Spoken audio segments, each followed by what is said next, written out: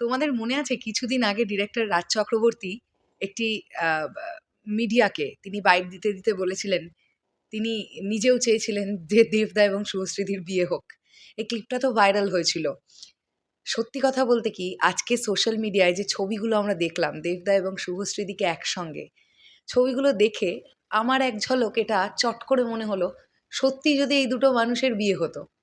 মানে কিছু জুটি থাকবে দেখবে যারা এভারগ্রিন, মানে ওই জুটিটা দর্শকের কাছে এত ভালোবাসা এত পছন্দের জুটি যে সেই জুটিগুলো যখন হয়তো কাজ করা ছেড়েও দেবে, মানে দেবদা যখন আর সিনেমায় কাজ করবেন না বা শুভশ্রীদি যখন আর কাজ করবেন না, তখনও এই জুটিটাকে নিয়ে আলাপ আলোচনা হবে। এটা এমনই একটা জুটি, দে শু জুটি। এবং দে শু 7-এর প্রমোশন কাকে বলে জাস্ট ভাবো। 5 তারিখ থেকে গোল্ডেন টিকিটগুলো সিনেমা হলে দেওয়া শুরু করছে। অলরেডি গতকাল গোল্ডেন টিকিটের ছবি আপলোড করে দেবদা লিখে দিয়েছেন রেডি। এদিকে শুধু দেশু 7 নিয়েই আটকে আছে এমন নয়, বাইক অ্যাম্বুলেন্স দাদার পরবর্তী যে জায়গা যে লোকেশনে শ্যুট হবে সেই লোকেশন রেকির কাজ শুরু হয়ে গেল। আজকে সকালবেলা একটা গ্রুপ ফটো আমাদের কাছে চলে এসেছে। এই মানুষটাকে কে আটকাবে? মানে আমি জাস্ট এইটুকুই বলতে চাই যে টলিউড ইন্ডাস্ট্রিতে আমাদের খুব ছোট্ট ইন্ডাস্ট্রি হওয়ার পরেও প্রচুর পলিটিক্স চলে, জানো তো।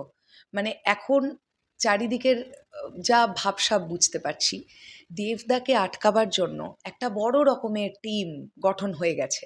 মানে যাদের এটা চাওয়া যে দেবকে আটকাতে হবে। তা আমার প্রশ্নটা হচ্ছে দেবদাকে কিভাবে আটকাবে?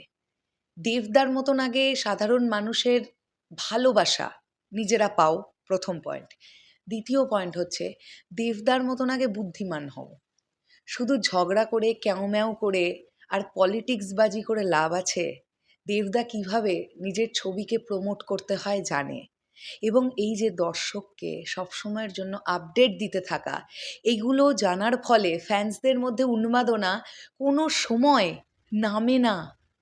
তোমরা ভাবো দেবদা এমন একজন অভিনেতা যাকে নিয়ে সারা বছর আলোচনা করা যায় সোশ্যাল মিডিয়ায়। এইটাই দেবদার ক্রেজ, এটাই দেবদার পাওয়ার। আর এটা হয়েছে কেন?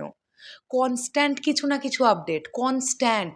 তুমি মিলিয়ে নেবে, যদি কখনো এরকম হয় যে দেবদার সিনেমা কেন্দ্রিক কোনো আপডেট নেই, তুমি রাজনৈতিক কেন্দ্রিক আপডেট পাবে। এই মানুষটা আলোচনা থেকে সরে না। এই যে কি প্রমোশনাল স্ট্র্যাটেজি ভেবে রেখেছে আর যে কি লেভেলের পিআর করে এই মানুষটা, ভাবনার বাইরে, জাস্ট ভাবনার বাইরে। তো আজকে দেবদা এবং শুভশ্রীদিকে একসঙ্গে এইভাবে যে ছবিটাতে দেখলাম না, হঠাৎ করে খুব নস্টালজিক হয়ে গিয়েছিলাম। সেই মনে পড়ে গেল, জানো তো, পরাণ যায় জ্বলিয়ারের কথা মনে পড়ে গেল, সেই ঢাকের তালে কোমর দোলের কথা মনে পড়ে গেল। মানে সেই দিনগুলোর কথা মনে পড়ে গেল। আর শুধু এটাই ভাবতে থাকলাম যে দেশু 7 কি করতে আসছে। জাস্ট প্রচণ্ড এক্সাইটেড এই সিনেমাটাকে নিয়ে।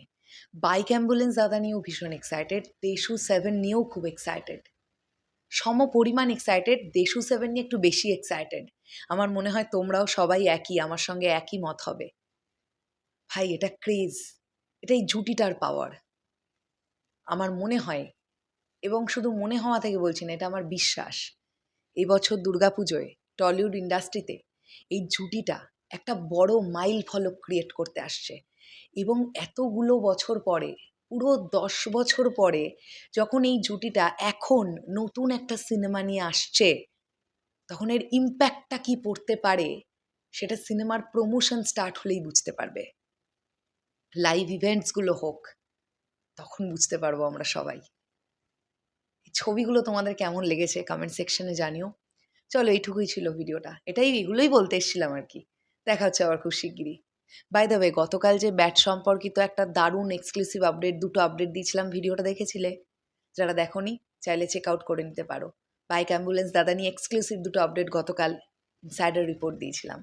টাটা।